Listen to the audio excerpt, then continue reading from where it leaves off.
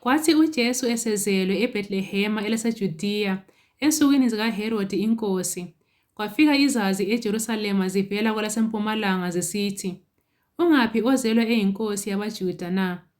Ngoba sibonile inkanyezi yakhe kwelasempumalanga, size ukumkhonza." Ngakho uHerodi inkosi esekuzwile lokho, wakhathazeka leJerusalema lonke kanye laye. Esebuthanisile bonke abaphristi abakhulu lababhali babantu, wabuza kubo ukuthi uKristu uzakuzalelwa ngaphi.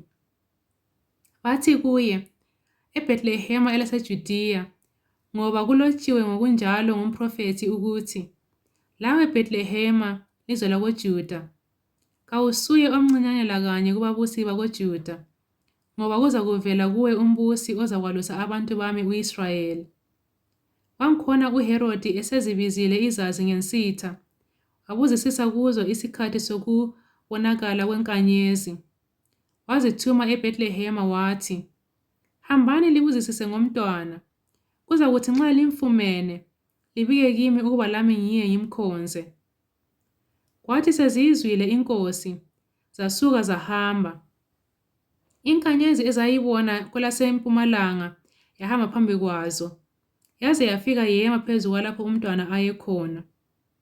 Zathi ukuyibona inkanyezi, zathokoza ngokuthokoza okukhulu kakhulu. Zasezingena endlini, zabona umntwana loMariya unina. Zakhothamela phansi, zamkhonza. Zasibukula izitsha zazo ezilempahla eligugu. Zamkhunga ngeziphiwo, igolide, lamakha, lenhlaka. Kwathi sezilayiwe ngephupho ukuba zingabuyeli kuHerodi, zasuka zabuyela elizweni lakibo ngenye indlela. Sezisukile, isithunywa senkosi sabonakala kuJosefa ephupheni sisithi, "Vuka, uthathe umntwana lonina ubalekele eGibhithe.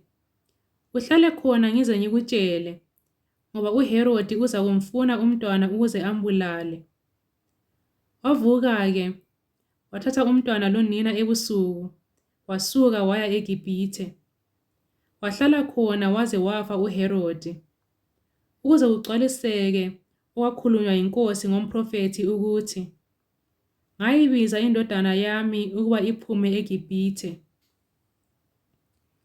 Kwathi uHerodi esebonile ukuthi izazi zimphicile, wathukuthela kakhulu. Wathumela wabulala bonke abafana baseBhethlehema lasendaweni yonke yakhona, abaleminyaka 2 langaphansi, njengesikhathi abesibuzisisile kuzo izazi. Kwasekugcwaliseka okwakhulunywa nguJeremiya umprofethi ukuthi, "Kwezwakala ilizwi eRama, ukukhala lokulila okukhulu, uRaheli ekhalela abantwana bakhe, engavumi ukududuzwa ngoba bengasekho." Kwathi esefile uHerodi, isithunywa senkosi sabonakala ephupheni kuJosefa eGibhithe sathi, "Vuka, uthathe umntwana lonina uye elizweni lako-Israyeli, ngoba sebefile ababezingela ukusila komntwana." Wavuka-ke, wathatha umntwana lonina wafika elizweni lako-Israyeli. Kodwa esezwile ukuthi u-Akhelawu usebusa eJudiya esikhundleni sikaHerodi uyise, wesaba ukuya khona. Esexwayisiwe ephupheni wasuka waya elizweni laseGalili. Wafika wahlala emzini othiwa iNazaretha, ukuba kugcwaliseke okwakhulunywa ngabaphrofethi ukuthi, "Uza kubizwa ngokuthi ngoweNazaretha."